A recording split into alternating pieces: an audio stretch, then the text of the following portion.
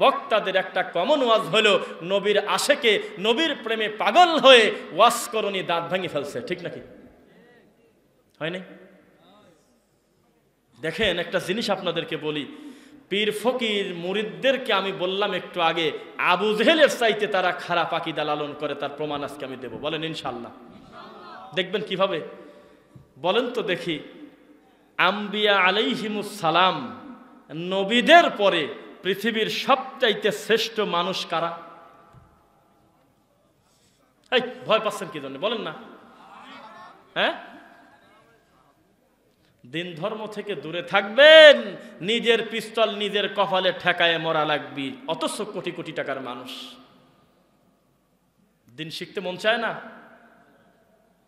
যেই লোকটা গুলশান বনানীর মতো একটা জায়গায় থেকে এত টাকা পয়সা এত ধন সম্পদ থাকার পরেও একাকিত্ব বরণ করতে না পেরে সুইসাইড করলো, আল্লাহর নামে শপথ করে বলতেছি, বিন্দু মাত্র আল্লাহর দিন সম্পর্কে, আল্লাহর দয়া সম্পর্কে যদি তার ধারণা থাকতো কোনোদিনও মরতো না, কোনোদিন আত্মহত্যা করতে পারতো না।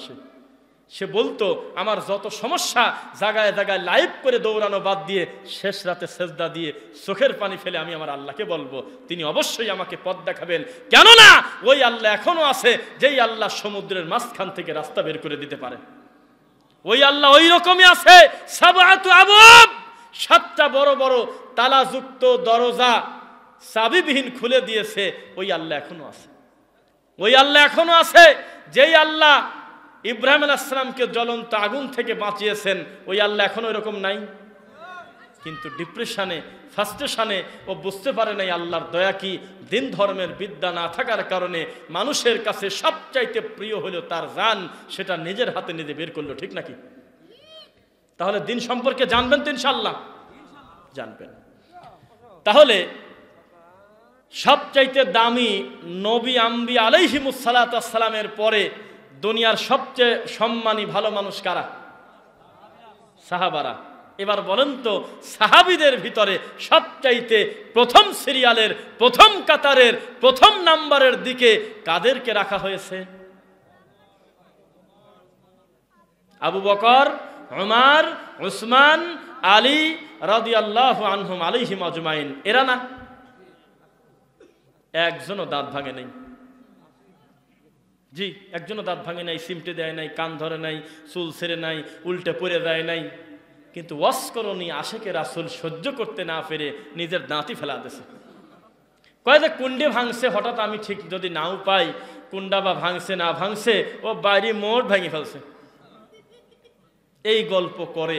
অথচ তার তকদিরে আবু বকর রাদিয়াল্লাহু আনহুর মর্যাদা সম্পর্কে আলোচনা করার কপাল নাই। পৃথিবীতে মুহাম্মদ সাল্লাল্লাহু আলাইহি ওয়াসাল্লামের পরে, নবীদের পরে আমরা মনে করি আল্লাহর নামে শপথ, আমাদের কলিজা বলে, অন্তর বলে, কোরআন বলে, হাদিস বলে, রাসূল সাল্লাল্লাহু আলাইহি ওয়াসাল্লামের আদর্শ বলে, সবচাইতে সম্মানী হলো সাহাবায়ে কেরাম। সাহাবাদের ভিতরে অগ্রগামী, সবচাইতে বেশি জান্নাতের পথে, সবচাইতে বেশি সম্মানী, জান্নাতের সুসংবাদপ্রাপ্ত আবু বকর রাদিয়াল্লাহু আনহু, ওমর রাদিয়াল্লাহু আনহু, উসমান রাদিয়াল্লাহু আনহু, আলী রাদিয়াল্লাহু আনহু, ঠিক নাকি? অথচ তাদের মর্যাদা কোনো ওয়াজ মাহফিলে খুব একটা শোনা যায় না। যায় কি? ওয়াজ করনি দাঁত ভাঙছে। বলেন আপনারা, মূসা আলাইহি ওয়াসাল্লাম একজন নবী না? আল্লাহর সাথে কথা বলে নাই, যেমন তেমন নবী। সুবহানাল্লাহ, তার মর্যাদা কত বেশি।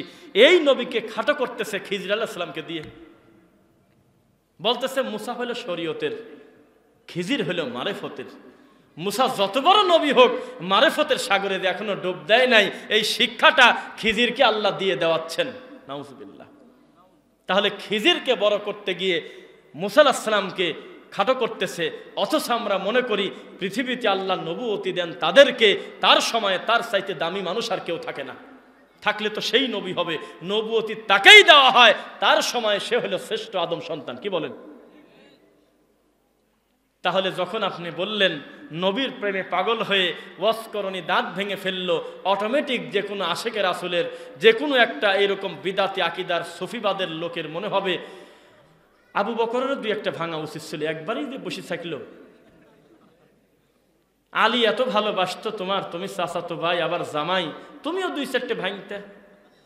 উমর রাদিয়াল্লাহু আনহু তোমাকে এত ভালোবাসতো, একটা চুলও ছিঁড়তে পারলে না মাথার, আর অস্করণী পাগল মানুষ সে তার মুখের সব দাঁত খুলে ফেলল। এই শয়তানি ধোকা পীর ফকিররা দেয়, ঠিক নাকি বলেন? আল্লাহ এই ইবলিস থেকে আমাদের ইমানটাকে হেফাজত করে, বলে না আমিন। গত কালকের খবর দেখেছেন কিনা?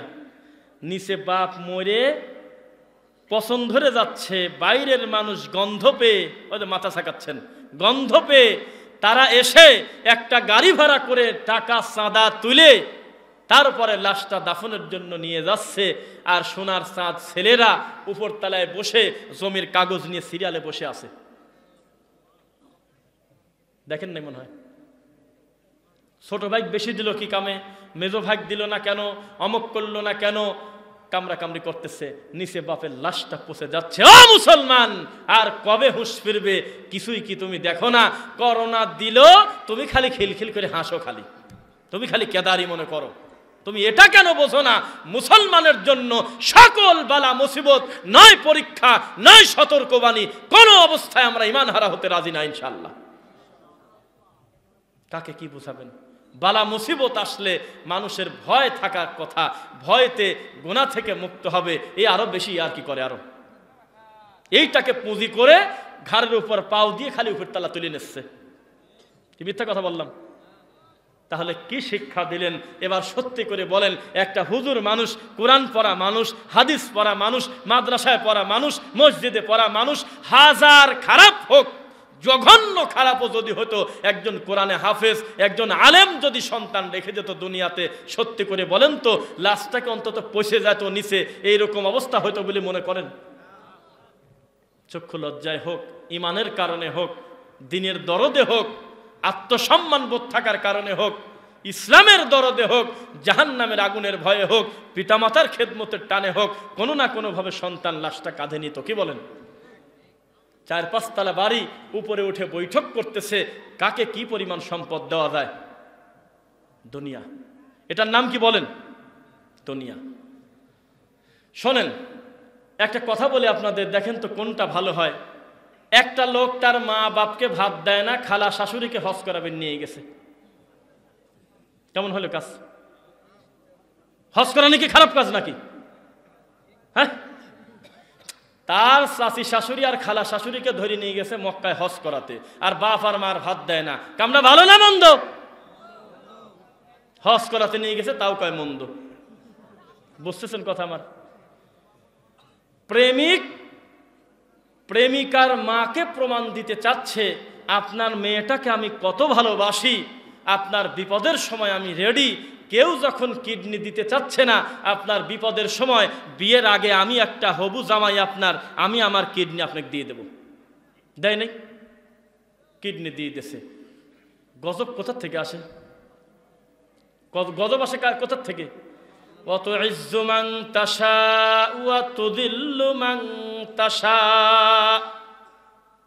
যাকে ইচ্ছা ইজ্জত দিতে পারেন, যাকে ইচ্ছা লানত দিতে পারেন। পারেন কি না? কিডনি অপারেশন হয়ে গেল, নিজের কিডনি দেয়া সারি, বিয়ে হয় নাই, হবু শাশুড়ির কিডনি পেটে লেগে গেল। লাগা ঠিক 15 দিন পরে ওই মেয়ের সাথে ব্রেকআপ হয়ে গেছে। সত্যি করে বলেন তো, এই কিডনিটা যদি নিজের মাকে দিত, মরা পর্যন্ত চাইলেও কি মাকে ব্রেকআপ করতে পারত? বাপকে যদি দিত ব্রেকআপ করতে পারত?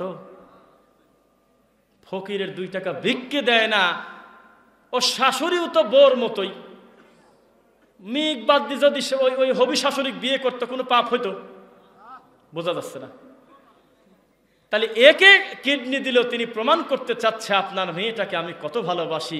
খুশির ঠেলায় নিজের কিডনিটা দিয়ে দিয়েছে। কিডনি দিয়ে অপারেশন সাকসেস হওয়ার 15 দিন পরে মেয়ে মানে ব্রেকআপ করে চলে গেছে আরেকজনের কাছে। আরেকটা নিউজ দেখলাম গত কয়েকদিন আগে, মিথ্যা না, সবাই আপনারা সাক্ষী আছেন।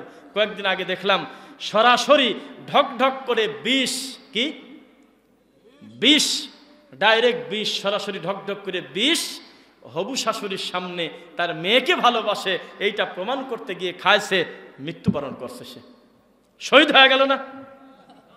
হ্যাঁ, আরে কি বলেন, নিজের শরীরে নিজে চিমটি দিতে ভয় লাগে। আপনাকে যদি বলি ডাক্তার আসতে দেরি করতেছে, আজকের ইঞ্জেকশনটা আপনি একাই নিয়ে নেন, পারবেন না? দুই একজন পারবে, সবাই কি পারবে? কিন্তু বিষ খাচ্ছে শাশুড়ির সামনে, শাশুড়ি হয় নাই, শয়তানের কাছে, যে প্রমাণ করে দেবে আপনার মেয়েকে আমি কত ভালোবাসি, বিষ খেয়ে সে মারা গেছে। কি দুঃখ, কি জীবন! শিক্ষা ব্যবস্থা দিনের কি অবস্থা, এটা কি আপনি বুঝতে পারতেছেন? আমরা অধিকার চাচ্ছি ব্যানার হাতে করে, আমরা অধিকার চাই, অধিকার চাই। এ যেন মাদক নিরাময় কেন্দ্রে বসে সিগারেট আর গাঁজা খাওয়া, তাই না? ব্যানার নিয়ে রাস্তায় নামার জিনিস না। তওবা করে গুনাহ থেকে ফিরে এসে আল্লাহর কাছে আত্মসমর্পণ করার নাম হলো মুমিন। চিৎকার চেঁচামেচি করে জায়গা দখল করে কোনোদিন প্রেসার দিয়ে ক্ষমা নেওয়া যায় না। ক্ষমা নিতে হলেও অনুনয় বিনয় করে চোখের পানি দিয়ে কান্না করে ক্ষমা নিতে হবে, ঠিক নাকি বলেন? কথা বোঝা যাচ্ছে আমার? ভারতে মেয়ে, ওই মেয়েটা তাকবীর দিল কেন? মেয়ের বাপ কি মরছে নাকি? মরছে, ওর বাপ নাই, ওর ভাই নাই। হাজার হাজার লক্ষ লক্ষ কোটি কোটি যুবক, হাজার হাজার কালেমা পড়া মুসলিম যুবক নাই। মহিলা মানুষের রাস্তায় তাকবীর দিতে হবে কেন? তোমার ইমান কোন জায়গা গেল সেটা বলো আগে। কোথায় গেল? মেয়েটার প্রোফাইল পিকচার দিচ্ছে নিজের প্রোফাইলে। মেয়েটার নারায়ে তাকবীরটাকে বা আল্লাহু আকবার ধ্বনিটাকে এত বেশি প্রমোট করা হচ্ছে, যেই মানুষটা গর্বে বুকটা ভরে গেছে, আল্লাহু আকবার ধ্বনি, এটা মুসলমানের কলিজার ধ্বনি না? এই কথা বলেন না কেন? রক্তে মিশে আছে আল্লাহু আকবার, বলেন আল্লাহু আকবার। এত খুশি হয়, ফজরের নামাজ পড়ে না। এত ঈমান। ভারতে আমার ওই বোনটা তাকবীর দিয়েছে, প্রত্যেকটা মুমিনের ভিতরে খুশি হয়েছে, অন্তর ঈমান জাগ্রত হয়েছে। এত ঈমান বেড়ে গেছে, ঈমান এত বেড়ে গেছে, ঈমানের পাওয়ার এত বেশি যে 4 আঙ্গুল কাপড় টাকনুর উপরে ওঠে না। ঈমান এত বেশি, যুবকের ঈমান এত বেশি, এত ঈমানের পাওয়ার, দাড়ি বড় হয় না, ঠেকে গেছে, গুটি সন্না দাফা ধরে আছে। 5 বছর আগে যা ছিল এখনো তাই আছে। কিছু গুটি সন্না বক্তা আমাদের দেশে আছে, বাবাদের একটু মনে রাখবেন, কোলে করে নিয়ে আসে মঞ্চে, দেখেন নাই? আমি একটা মাইকিন শুনছি, মাইকিন হাসবেন না, এটা খুলনা কয়রা, নাম শুনতেন? খুলনা, ওখানে মাইকিন করতেছে আর বলতেছে ইনশাআল্লাহ 17ই ফেব্রুয়ারি আমরা আমাদের 18 ইঞ্চি বক্তাকে মঞ্চে মেপে বুঝে দেব। মানে পুরুষ মহিলা যে যেখানে আছে তারা যেন নিশ্চিত কনফার্ম হয়, না রে বক্তা সত্যি 18 ইঞ্চি হবে, 19 না 17 না। এই হলো মাহফিল। কোলে করে ধরে নিয়ে এসে মঞ্চে বসা দেছে আর বলে 10 বছরের শিশু এখন আপনাদের সামনে বক্তব্য দেবে, 7 বছর আগেও 10 ছিল, আগামী 10 বছর পরেও 10ই থাকবে, দাবা ধরে আছে, বাড়েও না কমেও না। মিথ্যে কথা বললাম? এইরকম দাবা ধরা বক্তা, বাংরি হুজুর, কানা হুজুর, এরপরে আপনার 18 ইঞ্চি 26 ইঞ্চি নারী ভুরি বাংলাদেশে ভরা। মিথ্যে কথা বললাম? এদের দেখার জন্য মানুষের ভিড়। শোনেন, তাওহীদ শিখতে, সুন্নাহ শিখতে, কোরআন শিখতে, হাদিস শিখতে যে কয়জন মানুষ আসে না, বক্তার প্লেন দেখার জন্য তার 4 গুণ লোক আসে। ওয়াজ তো প্লেন দেখে আসে আগে 70, পরে আবার 85,000 টাকা, 1.5-2 লাখ টাকা দিবি, এ মনে হয় কি আফ্রিকার জঙ্গলের প্রাণী মনে হয়, 2 চোখ দিয়ে দেখে তো আসি চল আগে। কি মিথ্যা বললাম? আপনার বাড়ির কাছে সেদিন আইছিল, কোন জায়গা ওই জিজ্ঞাসা মিজ্ঞাসা করেন না। আগে, হ্যাঁ এই তো আগে নেছে 40, পরে হলো না 42 না, পরে মনে হয় 50, 90। আগে 40, পরে কত? 90। তার ওয়াজের ভিতরে সবচাইতে দামি মনে রাখার মতো সিন ছিল হলো মাহফিলের পোস্টার এইভাবে ঘোরায় ঘোরায়, এইভাবে ঘোরায় ঘোরায় বিড়ি বানায়, এইভাবে ধরে 4 রকম স্টাইলে বিড়ি খাওয়া দেখাচ্ছে প্রত্যেকটা মুসলমানের। শোনেন, বাচ্চারা এইভাবে খায়, মুরব্বীরা এইভাবে খায়, মহিলারা এইভাবে খায়, 4 রকম স্টাইলে বিড়ি খাওয়া দেখালো। শেষের দিকে বলল যে শোনেন, আল্লাহকে আজকে আপনি প্রমাণ করে দেন। ও যুবক দাঁড়াও, আল্লাহকে দেখায় দাও, যাকে পাবে হাতের কাছে জড়াধরি খালি কাঁদো। কিসের সাথে কি? এক একটা কথা। ভালো মানুষকে মানুষের সামনে কাঁদে খালি অকারণে, কাঁদবে শেষ রাত্রে আল্লাহকে সেজদা দিয়ে না, কথা তো বলে না। কিছুদিন আগ পর্যন্ত আমরা মাঠে ময়দানে বলতাম, যেসব বক্তা লোক হাসানোর জন্য অকারণে কৌতুক বলে যোগ করে আর হাসায়, মিথ্যা কথা বলে, বিভিন্ন হিন্দি গান নকল করে বলে, তারা খারাপ, তারা প্রতারক, এগুলো আমরা বলি নাই? বলেন না কেন? যেসব বক্তা হিন্দি গান নকল করে বাংলা বলে, লোক হাসানোর জন্য কৌতুক বলে আর ঢং করে, তারা প্রতারক, এটা আমরা বলি নাই? কিন্তু এখন আরেকটা জিনিস বলতে হচ্ছে, ও কারণে যেসব বক্তা কাঁদে তাদেরও আমার নাম আদান মঞ্চ থেকে। এ আবার কোন বিপদ? ও মনে করতেছে আমার ওয়াজ শুনি এত মানুষ কাঁদতেছে, মনে হয় কি হয়ে গেল। কিছুদিন আগের ঘটনা, একজন মাদানী আলেমের মুখে শোনা, বক্তব্য শেষ, প্রত্যেকটা লোক টিস্যু পেপার দিয়ে খালি চোখ মুছে আর বলতেছে, মন ভরা দিয়ে গেছে হুজুর, দেল ভরে গেছে, আজকে হবিগঞ্জের হুজুরের ওয়াজ শুনি, কলিজাটা পূর্ণ হয়ে গেছে, কান্নার বন্যা বয়ে গেছে ওয়াজে। ফজরের নামাজ পড়ে 25 মিনিট পরে জেরা করে, আরে বলল কি তাই কাকা তা জানেনি, খালি কাঁদে। তাহলে এ কোন হিসাব বলেন? এটা কি লজ্জার কথা না? আল্লাহ তাআলা এই সমস্ত ঢং থেকে ফিরে কোরআন এবং সহিহ হাদিসের হক কথাগুলি বলার এবং শোনার তৌফিক দাও, আল্লাহুম্মা আমিন। 14ই ফেব্রুয়ারিতে এসেই গেল নাকি? আজকে ওয়াজ শেষ হবে, ডক্টর মুজাফফর বিন মোহসিন হাফিজাহুল্লাহ ভাই নামবে, বের হয়ে গিয়েই পটাকা শুরু করবেন নাকি বলেন? হ্যাঁ, যেহেতু ভাই যখন ওয়াজ শেষ করবে তখন তো 12টা প্লাস হয়েই যাবে, তাই না? তাহলে কত পড়ে গেল? 14 পড়ে গেল না?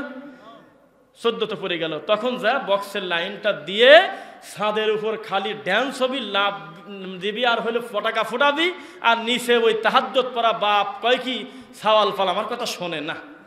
ওরা কি আমার কথা শোনে? আমি কি শিখে দিছে নাকি? তুমি বাপ, তুমি বাপ, সাওয়াল ফাল বলে শোনে না। 14ই ফেব্রুয়ারি কয়েকদিন আগে আবার আপনার কলিজার টুকরা সোনার চাঁদ প্রতি মাসে 10,000 টাকা দিয়ে ছেলেকে পড়াচ্ছেন রাজশাহী, অন্য অন্য জায়গায়, আজকাল প্রতিষ্ঠানের নাম বলা মুশকিল আছে, যাই হোক মিস্টার XYZ যে সে হতে পারে, নট অনলি ফিক্স যে কেউ। তো মনে করেন এই সোনার চাঁদের জন্য প্রতি মাসে 10,000 টাকা দিচ্ছেন, বাবা পড়াশোনা করে মানুষ হও, শয়তান ওই ছেলের ঘাড়ের ফল পিসাব করে দিয়েছে, কয়েছে যে তুই অকারণে বসে থাকা বাদ দি, র্যাক ডে পালন করে, একটা দিন বাই করে দিলাম। হয় নাই কয়দিন আগে? মেয়ে ছেলে গেঞ্জিতে, জামায়, হাতে, পিঠে, কপালে, সারা গায়ে নোংরা গালি, বাজে বাজে কথা লেখে একে অন্যকে জড়ায় ধরে কাঁদতেছে আর বলতেছে, ছেলে মেয়েকে বলে, মেয়ে ছেলেকে জড়ায় ধরে বলে, ও দোস্ত রে, আজ 6টা বছর 4টা বছর একই সঙ্গে একই কলেজে পড়লাম, আগামীকাল থেকে আমরা যে যার মতো করে চলে যাব, আমাকে ক্ষমা করে দিস। কাঁদতেছে। তার নাম দিয়েছে হলো র্যাক ডে। কি ডে? মুসলমানের হাতে কি এত বাদে সময় আছে? কথা বলেন তো, সত্য কথা। হ্যাঁ, প্রত্যেকটা দিন 5 ওয়াক্ত সালাত আদায় করা ফরজ না? কথা তো বলে না। মুসলমান একটা কদম পর্যন্ত ফেলবে না রাসূলের নীতির বাইরে। মুসলমান পেশাবখানায় যাবে, তবু তার মন মতো যেতে পারে না, যেতে হবে মুহাম্মদ সাল্লাল্লাহু আলাইহি ওয়াসাল্লামের কথা মতো। মুসলমান পানি খেতে পারে না তার নিজের মন মতো, খেতে হবে রাসূল যেভাবে খেয়েছেন সেইভাবে। মুসলমান সে যেন জেনে রাখে তার মা বোনের হায়েজ মাসিক সম্পর্কে আল্লাহর রাসূল ক্লিয়ার করে ব্যাখ্যা দিয়ে গেছে, যাতে আমার উম্মত বিপদে না পড়ে। হে মুসলমান, পেশাব করবেন কিভাবে, পায়খানা করে কি দোয়া পড়বেন, স্ত্রী সহবাস করবেন কোন দোয়া পড়ে, সকল কিছু, নিজের জুতা পায়ে দিবেন কিভাবে, নিজের বাড়িতে নিজে ঢুকবেন কিভাবে, বের হবেন কিভাবে, এক জায়গায় সফরে গেলেন কিভাবে, সমস্ত কিছু যে আল্লাহ, যে রাসূল সাল্লাল্লাহু আলাইহি ওয়াসাল্লাম আমাদেরকে শিক্ষা দিয়েছেন, এই মুসলমানের কি এতই অকাম, এতই কি সময় ফাঁকা পড়ে আছে 14ই ফেব্রুয়ারি র্যাক ডে পালন করা লাগবে? মান তাশাব্বাহা বিকওমিন ফাহুয়া মিনহুম। আপনার বেটা, আপনার ছেলে 14ই ফেব্রুয়ারি উপলক্ষে 3 সেকেন্ডের জন্য যদি বাদ্যযন্ত্র বাজিয়ে ঢং করে আর দিন উদযাপন করে, আবু জাহেলের সাথে, কাফেরদের সাথে, বেঈমানদের সাথে হাসর হবে আপনার ছেলের। এটা পালনীয় দিন নয়, শয়তানি করার জায়গা না। ইসলামে যেটা দেওয়া আছে সেটাই তো আমরা পালন করতে পারি না। কিসের র্যাক ডে, কিসের ভ্যালেন্টাইন ডে? এগুলোর সব কিছুর ডিরেক্টর, পরিচালক ইবলিস শয়তান। কে? ইবলিস শয়তান। 14ই ফেব্রুয়ারি পালন করবেন তো ইনশাআল্লাহ নাকি? এবার আমরা অনেক কথা বলেছি, এবার একটা কথা বলেন তো দেখি, একটা গ্রামে পুলিশ জোরে করে বাঁশির ফু দিয়েছে, জোরে করে ফু দিয়ে দিয়েছে, কার মন পুলিশ পুলিশ? কে দৌড় দেয়? একটা সময় আমার দাদারা বলে, একটা সময় এমন ছিল, গ্রামে যদি একটা বাচ্চা ছেলে 1 টাকা দামের 8 আনা দামের একটা বাঁশিতে ফু দেছে, কিংবা ওই যে কলার ফাতরা চেনেন নাকি, বাঁশের কঞ্চি টঞ্চি নিয়ে আসি ফু করে ফু মারছে। এখন ওই সময় তো বদনা চোর, গরু চোর, তা শিকল চোর, ডব চোর, মেলা খেতা চোর ছিল না আগে? ছিল তো, আসলে অভাবের জ্বালায় হয়তো করছে, পাপ তো পাপ, আমরা স্বীকার করি। এখন ওরা করছে কি, কে কার ওখানে দৌড় দিবে, কে কার বাড়িতে পলাবে হিসাব নাই। পরে তদন্ত করে দেখা গেল একটা ল্যাংটা বাচ্চা 2 টাকার বাঁশির জোরে করে ফুঁ দেছে। এরকম দিন ছিল না? তা আমরা যখন বিদআত শিরিক সম্পর্কে ওয়াজ করি, আমাদের ভাইয়েরা এত কষ্ট পায়, কুকুর কামড়ালে যেমন জলাতঙ্ক রোগ হয়, কোরআন হাদিসের ওয়াজ করলে আমাদের ভাইদের কলিজায় সেরকম লাগে। কে বাবারে, হাদিস কোরআন কি আমার বাপ দাদার সম্পত্তি না আল্লাহর সিদ্ধান্ত? একজন মুমিন তো শুনবে কল আল্লাহ কল নবী, তাই শুনবে না? না কলা বুজুর্গানে কেবলা, কলা ঠাকুর বাবা, তাই শুনবে? এটাই তো চলতেছে। এবার উঠবেন না, একটু নরম ওয়াজ করি এবার একটু আমরা। আজকের এই মাহফিলটা যারা করেছে, ভালো কাজ করেছে না মন্দ কাজ করেছে? ভালো কাজ নাকি?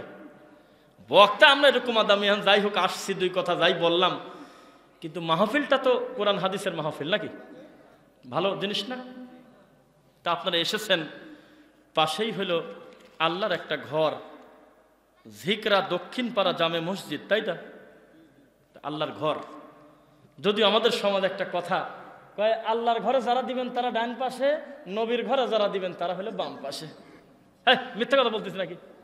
আপনি প্রমাণ দিতে পারবেন, বহু মাহফিলে আপনি খোঁজ নিয়ে দেখেন। ডান পাশে আল্লাহর ঘরে দেন, বাম পাশে নবীর ঘরে দেন, মানে মাদ্রাসায় দেন, মানে মসজিদে দেন, তাই তো কথা? কানা হুজুর এখনো জানেই না, আরে মাদ্রাসা ওটাও তো আল্লাহরই ঘর নাকি? বুঝতেছেন না কথা? মাদ্রাসা কার ঘর? আল্লাহর ঘর। তো আল্লাহর ঘর সংলগ্ন আজকে আমাদের এই মাহফিল, এই প্রোগ্রামটা করেছে, একটা খরচ আছে কিনা বলেন তো দেখি? কেউ আমাকে প্রেশার দেয় নেই। বক্তা, শ্রোতা, কমিটি সবাই জানে রফিকুল ইসলাম বিন সাঈদ কালেকশন করতে পারে না, এটা হয় না সবার দ্বারা। আমি চাঁদা তুলতে পারি না, 2-1 দেয়, ঠিক মতো তাকবির দেয়নি আবার থামিয়ে দেয়, নারায় তাকবির কম হলে আবার থেকে দেয়, উঠি আসবির চায়, মনে করে আমাকে নাম ধরি, মনে হয় জরা ধরবেনি, আমি বলিনি থামিয়ে দেয়, আমি দেখে খেয়াল করি। কিন্তু আমার আগে পিছিয়ে দেখা গেল একজন বিদাতি হুজুর এসেছে কালেকশনের জন্য, কিন্তু বহু মাহফিলে সালাফি মানহাজের মাহফিল, কিন্তু টাকা কালেকশন করার জন্য একটা বিদাতি হুজুর দ্বিতীয় বক্তা রাখে। মিথ্যা কথা বললাম? এখন দেখা গেল ও খালি কাঁদে, আর মহিলারা কইলে যে ডিম কই রে, মুরগি কই, খোল কানের তা দে, হুজুর কি কাঁদা কাঁদে, দেয়, সত্যি দেয়। তো যেহেতু আজকের এই প্রোগ্রামটা করেছে, অনেক কষ্ট করেছে, খরচ করেছে, উঠে চলে যাবেন না, কথাগুলো শুনবেন ইনশাআল্লাহ। যদি বলেন সামর্থ্য নাই, আবু বকর রাদিয়াল্লাহু আনহুর দানের দিকে তাকান। যদি বলেন সামর্থ্য আছে, দেব না, আপনার কি উসমান রাদিয়াল্লাহু আনহুর দানের দিকে তাকান। কথা বুঝতে পারলেন নাকি? আমাকে বলা হয় নাই সেভাবে জোরালোভাবে যে টাকা তুলে দিতে হবে বা এই করতে হবে। একটু টাচ দেওয়ার পর আমার মনে হলো এত সুন্দর একটা মাহফিল করেছে, আল্লাহর ঘর সংলগ্ন। এবং আরেকটা জিনিস আমি পড়ে ফেলছি, কেউ বলে নাই, ছোট করে লেখা, দোতলায় মা বোনদের সলাত আদায়ের স্থান নির্মাণ করা হবে ইনশাআল্লাহ। খারাপ কাম না ভালো কাম? ভালো কাম। আপনি মহিলাদের জন্য বাজার খুলে দিয়েছেন, আপনি মার্কেট খুলে দিয়েছেন, আপনি সমস্ত কিছু খুলে দিয়েছেন, খালি আল্লাহর ঘরে ঢুকতে দেন না। বড় বড় হুজুর বলছে মসজিদে গেলে বলে ফিতনা হয়। হজ করতে যাওয়ার সময় কোনো মহিলা যদি মনে করে না হজ করতে গেলে কার গায়ের সাথে গুতে লাগে, কোন গায়রে মুহররম, কোন বেগানা পুরুষের সাথে আমার হাতটা যদি লাগেই যায়, তাহলে আমার তো গুনাহ হয়ে যাবে, আমি হজটা করব না। তাহলে এটা তো বেশি ভালোবাসতে যায়, মার বউকে মা বলা হলো না। বুঝতেছেন নাকি কথা? হজ করা একটা ফরজ ইবাদত কিনা, কথা বলেন। এই ইবাদতে যাওয়ার সময় এই চিন্তা করার কি আর সুযোগ আছে? ওখানে গিয়ে যদি কোনো পুরুষের গায়ে হাত লাগেই যায়, ওখানে যায় যদি কোনো মহিলার গার সাথে হাত লাগিয়ে যায়, এ যেন মহিলাটা এত পর্দা করে নিজের স্বামীর সাথে পর্যন্ত 6 বছর দেখা দেয় না। কেন? এই কি একটা পর্দা? তাহলে ইসলাম যেটা আমাদেরকে বলে আমরা তাই মানবো, বলেন ইনশাআল্লাহ। তাহলে আল্লাহর ঘরটা মা বোনদের জন্য একটা পরিবেশ রাখতে হবে, হবে কিনা বলেন? তাই যদি হয়, যদি সেটা চান, তাহলে আপনারা একটু সহযোগিতা করবেন, সাদাকা করবেন, যাতে মা বোনদের জন্য সালাতের একটা পরিবেশ করা যায়, বলেন ইনশাআল্লাহ। এমন মানুষ চলে এসেছে, সালাম দেওয়া ছাড়া যা বলবো সবই বেয়াদবি, আর একটু ভয় ভয় করবে, এটা ঠিকও হবে না। তো না, আপনি বললেও আপনাকে বসায় রেখে, যাই হোক, যে কথাটা বলতেছিলাম ওয়াজবার, এখন যেটা বলি সেটা হলো আপনারা ইনশাআল্লাহ সাদাকা করে যাবেন, যাতে আপনার এই সহযোগিতায় এই ধরনের প্ল্যাটফর্ম আল্লাহর ঘর কেন্দ্রিক মা বোনদের সালাতের পরিবেশ সহ দিনের সকল কাজে তারা উৎসাহিত হয়, বলেন ইনশাআল্লাহ। মনে থাকবে তো ইনশাআল্লাহ? ইনশাআল্লাহ। এমন কোনো কাজ করবেন না যে দুঃখে পড়ে এই কষ্টের যুবকগুলো গরু বিক্রি করে খেয়ার কিনে নিয়ে আসে বাড়িতে, কারণ এরাই তো পরিশ্রম করে আপনাদের জন্য এই খোলা মাঠে আজকে দিনের দুইটা কথা শোনার জন্য পরিবেশ করে দিয়েছে, ঠিক নাকি? এদেরকে আপনি যাত্রায় ডাকলেও পাবেন, এদেরকে পাবেন না, মানে ব্যবহারের কথা বলতেছি। গ্রামে একটা যাত্রা আসবে, ভাইস্তে কি করিস? সেটা বসে আছি কাকা, গাঁজা খাচ্ছি, ভাত তো কমই খাই, জানেনই তো, গাঁজাটাই নিয়মিত খাই। এরে বেটা, তোরা বাড়িতে থাকতি, তোরা বাঁচিয়ে থাকতি, আমরা একটা মাহফিল দেবো, ওদের উত্তর পাড়ালারা দিবের দেয় না, কি বলিস? যাও কাকা মাহফিল করো, যাও, আমরা দেখতেছি। এটা কয় না?